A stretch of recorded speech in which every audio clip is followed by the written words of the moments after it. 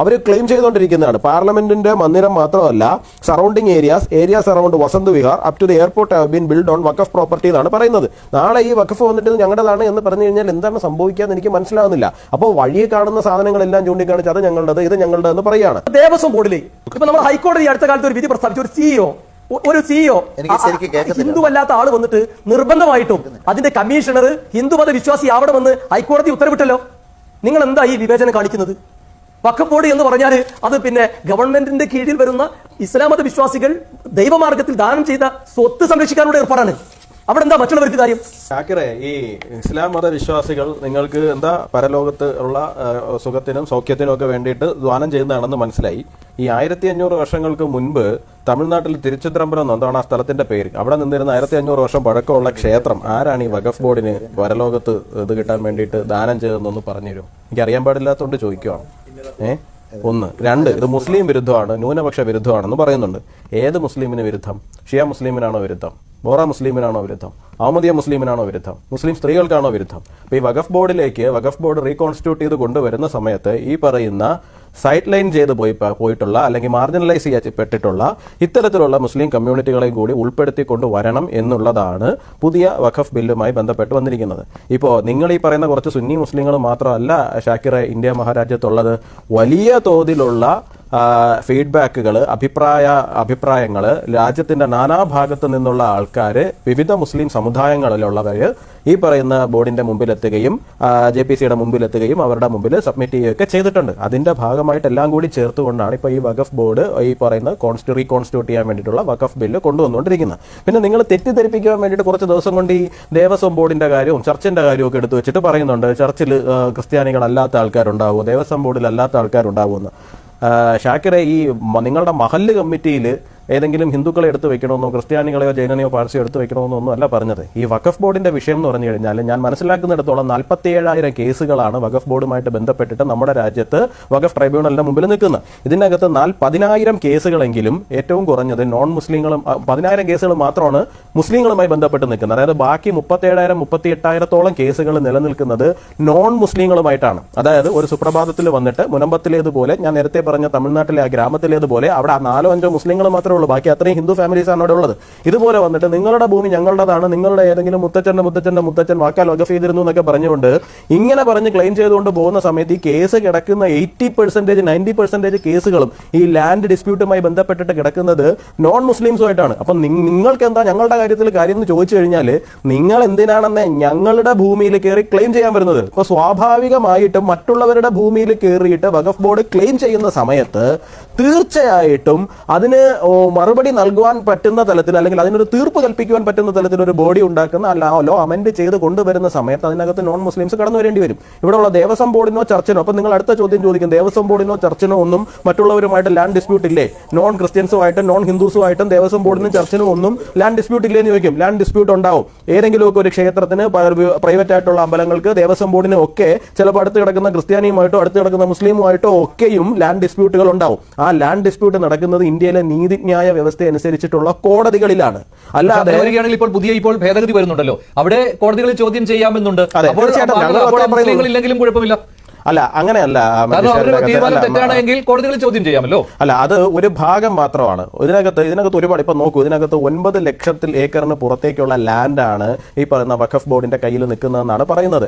2006 report അനുസരിച്ച് തന്നെ അത് ഏതാണ്ട് എത്രയാ 20 കോടിയോ മറ്റോ മാത്രമാണ് അതിൽ നിന്ന് റവന്യൂ ജനറേറ്റ്. ഡെഡായിട്ടാണ് ആ സാധനം കിടക്കുന്നത്. അത്രയധികം അഴിമതിയും മറ്റ് ബഹളങ്ങളും എല്ലാമായിട്ടാണ് അതിനകത്ത് നിൽക്കുന്നത്. മിസ്യൂസ് എന്ന് പറയുന്നത് വളരെ വലുതാണ്. അതിന് ഒക്കെ പുറമെയാണ് വഖഫ് ബൈ യൂസർ എന്നും പറഞ്ഞിട്ട് വേറെ കിടക്കുന്നത്. കർണാടകത്തിൽ അതിനകത്ത് വലിയ പ്രക്ഷോഭം ഉണ്ടായതാണ്. ഇടയ്ക്ക് ഒരു മുനിസിപ്പൽ ഗ്രൗണ്ട് വന്നിട്ട് വഖഫ് ബൈ യൂസർ, ഞങ്ങൾ സ്ഥിരമായിട്ട് ഇവിടെ ഈദ് നിസ്കാരം നടത്തുന്നതാണ്, ഞങ്ങളുടേതാണ് എന്ന് പറഞ്ഞ് പോയി ക്ലെയിം ചെയ്യുന്ന സമയത്ത് വലിയ പ്രക്ഷോഭം ഹിന്ദു സംഘടനകളുടെ ഭാഗത്ത് നിന്നുണ്ടായിട്ടാണ് പിന്നെ വഖഫ് ബൈ യൂസർ എന്ന് പറയുന്ന ആ ഒരു സാധനത്തിലേക്ക് അത് പോകുന്നതിൽ നിന്ന് തടയുകയും അങ്ങനെ ഒരു പ്രശ്നങ്ങളൊക്കെ അവിടെ ഉണ്ടാവുകയും ചെയ്തിട്ടുണ്ട്. അതുകൂടാതെ 2013 വന്നിട്ട് ഈ ഇവാക്യൂസ് പ്രോപ്പർട്ടീസ് ആക്ട്, അതിൽ ഈ പാകിസ്ഥാനിലോട്ടും ബംഗ്ലാദേശിലോട്ടും പോയ മുസ്ലിങ്ങൾ ഉപേക്ഷിച്ചിട്ട് പോയ വസ്തു അന്ന് വരെ ഇവാക്യൂ പ്രോപ്പർട്ടീസ് ആക്ടിന്റെ അടിയിലായിരുന്നു. ഈ വസ്തുക്കൾ വന്നിട്ട് ഇത്രയും ലക്ഷക്കണക്കിന് ഏക്കർ വസ്തു വന്നിട്ട് വഖഫ് ബോർഡിന് കൊടുക്കാൻ വേണ്ടിയിട്ട് 2013 108A കൊണ്ടുവന്നത്. അതായത് ഈ വഖഫ് ആക്ടിന് ഇന്ത്യ മഹാരാജ്യത്തിലുള്ള മറ്റെല്ലാ നിയമത്തിനും എതിരെ ഓവർ റൈഡിംഗ് കപ്പാസിറ്റി കാണുമെന്ന്. ഇതാണോ നമ്മുടെ ഭരണഘടന വിഭാവന ചെയ്യുന്ന നിയമം? അതായത് ഇവിടെ കോൺഫ്ലിക്റ്റ് വരുന്നത് എന്തുകൊണ്ടാണ്? അതുവരെ 95 വരെ നമ്മുടെ ഈ സെക്യുലർ നിയമങ്ങളായിരുന്നു ഇവിടെ ഉണ്ടായിരുന്നത്. 95 കഴിഞ്ഞപ്പോൾ ഈ പണ്ട് നീർക്കോലിയായിരുന്ന ഈ മുസ്ലിം ശരീഅത്തിൽ അതിന് പല്ലും നഖവും കൊടുത്ത സമയത്ത് അത് പോങ്ങി വസ്തു ഏറ്റെടുക്കാൻ തുടങ്ങി. ഈ അതുവരെ ഇവിടുത്തെ സെക്യുലർ നിയമം അനുസരിച്ച് ജീവിച്ചിരുന്ന പാവപ്പെട്ട ഇന്ത്യൻ പൗരന്മാര് അതിനു മുമ്പിൽ കീഴടങ്ങി. ഇതുകൊണ്ടാണ് അതിനെ ഡ്രാക്കോണിയൻ എന്ന് വിളിക്കേണ്ടത്. ദ മോസ്റ്റ് ഡ്രാക്കോണിയൻ ലോ എന്ന് വേണം വഖഫ് ആക്ടിനെ വിളിക്കേണ്ടത്. അല്ല, ഒരു കാര്യം കൂടി ഒന്ന് കൂട്ടിച്ചേർത്തോടെ. മഞ്ജുഷ ചോദിച്ചല്ലോ ഇത് എങ്ങനെയാണ് മുസ്ലിങ്ങളെ സഹായിക്കുന്നതെന്ന് ചോദിച്ചു.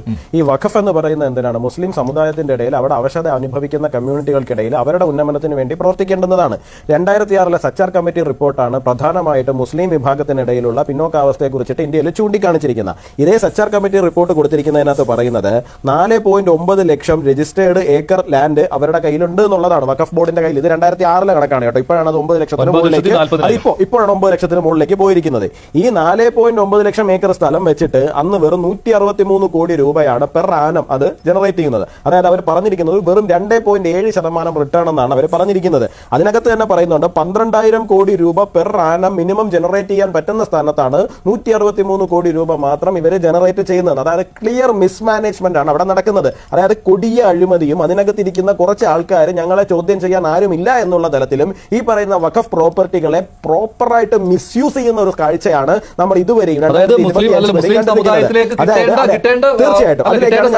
മുസ്ലിം സമുദായത്തിന്റെ അവശത അനുഭവിക്കുന്ന ജനവിഭാഗങ്ങളിലേക്ക് എത്തേണ്ടുന്ന കാശ് ഇവരുടെ മിസ്മാനേജ്മെന്റും ഇവരുടെ കുറച്ച് പേരുടെ ഞാനും അപ്പനും സുഭദ്രയും അടങ്ങുന്ന ട്രസ്റ്റ് ഇതിനെ നോക്കിക്കോളാം എന്ന് പറയുന്ന ഒരു സാഹചര്യവും കാരണം കൃത്യമായി റവന്യൂ ജനറേറ്റ് ചെയ്യും. നിങ്ങൾ ആ ഡിഫറൻസ് നോക്കണം. 163 കോടി രൂപയും 12,000 കോടി രൂപയും സച്ചാർ കമ്മിറ്റി പറഞ്ഞിരിക്കുന്നത്. ഇവരിപ്പോഴും സച്ചാർ കമ്മിറ്റി റിപ്പോർട്ടിന് വലിയ സംഭവമായിട്ട് ഇന്ത്യയിലെ മുസ്ലിങ്ങളുടെ പിന്നോക്കാവസ്ഥയാണ് സച്ചാർ കമ്മിറ്റി റിപ്പോർട്ട് പറഞ്ഞിട്ടുണ്ടെന്ന് പറഞ്ഞു നടക്കുന്നതാണ്. എങ്ങനെയാണ് മുസ്ലിം സമുദായത്തെ ഏത് രീതിയിലാണ് ഈ അമെന്റ്മെന്റ് സഹായിക്കുക എന്നതിന് ഇതാണ് ഏറ്റവും പ്രധാനപ്പെട്ട കാര്യം. ഇത് തന്നെയാണ് പാർലമെന്റിലും പറഞ്ഞത്. ഈ രീതിയിൽ അതായത് അവശത അനുഭവിക്കുന്ന മുസ്ലിം വിഭാഗങ്ങൾക്ക് ഈ കിട്ടേണ്ട സഹായങ്ങൾ അത് ഈ വഖഫ് ബോർഡിന്റെ നിലവിലെ അഡ്മിനിസ്ട്രേഷൻ പ്രശ്നങ്ങൾ കാരണം തടഞ്ഞു വെക്കപ്പെട്ടിരിക്കുകയായിരുന്നു, അല്ലെങ്കിൽ ഇവിടെ മിസ്യൂസ് ചെയ്യുകയായിരുന്നു. അപ്പോൾ അത് മാറ്റപ്പെടും ഈ ഘടന മാറ്റുന്നതിലൂടെ. അപ്പോൾ 3 കാര്യങ്ങൾ. ഒന്ന്, സെക്ഷൻ 40 അതെടുത്ത് കളയുന്നതിലൂടെ ഏത് പ്രോപ്പർട്ടിയും വഖഫ് പ്രോപ്പർട്ടി ആക്കാം എന്നുള്ള കാര്യം മാറുന്നു.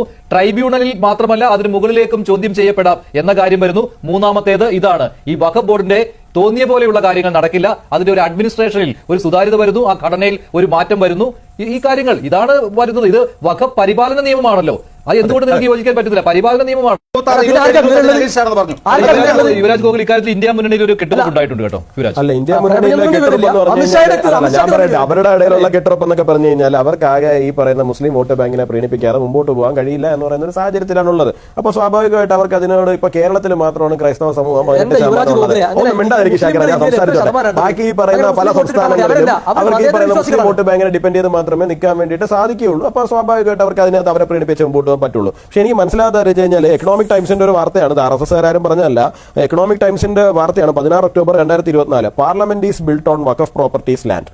AIUDF ചീഫ് ബദ്രുദ്ദീൻ അജ്മൽ അദ്ദേഹം പറഞ്ഞിരിക്കുന്നതാണ്. അവർ ക്ലെയിം ചെയ്തുകൊണ്ടിരിക്കുന്നതാണ് പാർലമെന്റിന്റെ മന്ദിരം മാത്രമല്ല surrounding areas around Vasant Vihar up to the airport have been build on Waqf property എന്നാണ് പറയുന്നത്.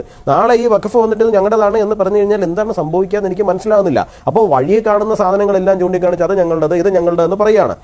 ഈ സെക്ഷൻ 40 ഇരിക്കുന്നതിന്റെ പ്രശ്നം എന്ന് പറഞ്ഞു കഴിഞ്ഞാൽ ഇപ്പൊ മഞ്ജുഷിന്റെ ഒരു ലാൻഡ് ചൂണ്ടിക്കാണിച്ചിട്ട് വഖഫ് ബോർഡ് പറയുന്നത് ഇത് ഞങ്ങളുടേതാണ് എന്ന് പറഞ്ഞു കഴിഞ്ഞാൽ മഞ്ജുഷാണ് പിന്നീട് പോയി പ്രൂവ് ചെയ്യേണ്ടി വരുന്നത് എന്താണ് ഇത് അവരുടേതല്ല തന്റേതാണ് എന്ന് പ്രൂവ് ചെയ്യേണ്ടുന്ന സാഹചര്യം മഞ്ജുഷിനാണുള്ളത്. അവർക്ക് ഒരു ഡോക്യുമെന്റ് പോലും എടുത്ത് മുമ്പിലോട്ട് വെക്കേണ്ട, വാക്കാൽ വഖഫ് ചെയ്തിരുന്നു എന്ന് പറഞ്ഞാൽ മതി. ഇതിനെ ഡ്രാക്കോണിയൻ എന്നല്ലാതെ എന്താണ് പറയുക? ഓക്കെ, ഇപ്പൊ മഞ്ജുഷിന്റെ ഒരു ഭൂമി ഞാൻ ക്ലെയിം ചെയ്യുകയാണ്, ഞാൻ പ്രോപ്പറായിട്ട് ഒരു ഡോക്യുമെന്റുമായിട്ട് കോടതിയിലോ അല്ലെങ്കിൽ വില്ലേജ് ഓഫീസിലോ നിയമ സംവിധാനങ്ങളുടെ മുമ്പിലോ പോയിട്ട് ക്ലെയിം ചെയ്യുകയാണ്. നമ്മൾ അവിടെ ഒരു കേസ് വരികയാണ്, പിന്നെ താങ്കൾക്ക് ആ ലാൻഡ് കൊണ്ടുപോയിട്ട് ലോൺ എടുക്കാൻ സാധിക്കില്ല, ക്രയവിക്രയം ചെയ്യാൻ സാധിക്കില്ല, ഒന്നും സാധിക്കില്ല, അത്തരത്തിലൊരു സാഹചര്യം വരും. പക്ഷെ വഖഫ് ബോർഡ് വന്നിട്ട് വിരൽ ചൂണ്ടിയിട്ട് പറയുന്നത് ഈ പ്രോപ്പർട്ടി ഞങ്ങളുടേതാണ് എന്ന് പറഞ്ഞു കഴിഞ്ഞാൽ പിന്നെ നിങ്ങൾക്ക് ആ ഭൂമി നിങ്ങളുടേതാണെന്ന് പ്രൂവ് ചെയ്താൽ മാത്രമേ നിങ്ങൾക്ക് അവിടെ ലോൺ എടുക്കാൻ സാധിക്കുള്ളൂ, നിങ്ങൾക്ക് ആ ഭൂമി വിൽക്കാൻ സാധിക്കുള്ളൂ, മറ്റെന്തെങ്കിലും ആവശ്യങ്ങൾക്ക് ഉപയോഗിക്കാൻ സാധിക്കുള്ളൂ എന്നുള്ളൊരു സാഹചര്യം വരുന്നത് എന്ത് തരത്തിലാണ് നമുക്ക് അക്സെപ്റ്റ് ചെയ്ത് കൊടുക്കാൻ വേണ്ടിയിട്ട് സാധിക്കും? അപ്പൊ മഞ്ജുഷ് ആദ്യത്തെ റൗണ്ടിൽ എന്നോട് ചോദിച്ചല്ലോ എന്തുകൊണ്ടാണ് വഖഫ് ബോർഡിൽ ഈ പറയുന്ന നോൺ മുസ്ലിംസ് കൂടി വരേണ്ട സാഹചര്യം ഉണ്ടാകുന്നത്? കാരണം ഈ പറയുന്ന പ്രശ്നങ്ങൾ നിലനിൽക്കുന്നത് കൊണ്ടാണ്.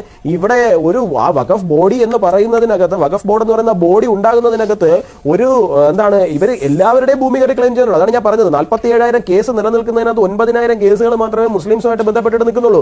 ബാക്കി മുഴുവൻ ഇതര സമുദായങ്ങളുമായിട്ട് ബന്ധപ്പെട്ടിട്ടാണ് നിൽക്കുന്നത്. അപ്പൊ ഇതര സമുദായങ്ങളുടെ പ്രോപ്പർട്ടി മുഴുവൻ ഇങ്ങനെ കയറി ക്ലെയിം ചെയ്യുന്ന സമയത്ത് തീർച്ചയായിട്ടും മറ്റുള്ളവരുടെ ശബ്ദം കൂടി അതിനകത്ത് കേൾക്കേണ്ടുന്നതിന്റെ ആവശ്യകതയുണ്ട്. ഇവരുടെ മഹല്ല് കമ്മിറ്റിയിലേക്കോ ഇവരുടെ ആചാരപരമായ കാര്യങ്ങളിലേക്കോ ഒന്നും ഇടപെടാൻ വേണ്ടിയിട്ടല്ല ആരും പോകുന്നത്. ലാൻഡുമായിട്ടുള്ള ക്ലെയിം നിങ്ങൾ മറ്റുള്ളവരുടെ ക്ലെയിം ചെയ്യുന്ന സമയത്ത് രീതിയിലുള്ള ഒരു മാറ്റമാണ് ഈ ബോർഡിൽ വരുത്തുന്നത്.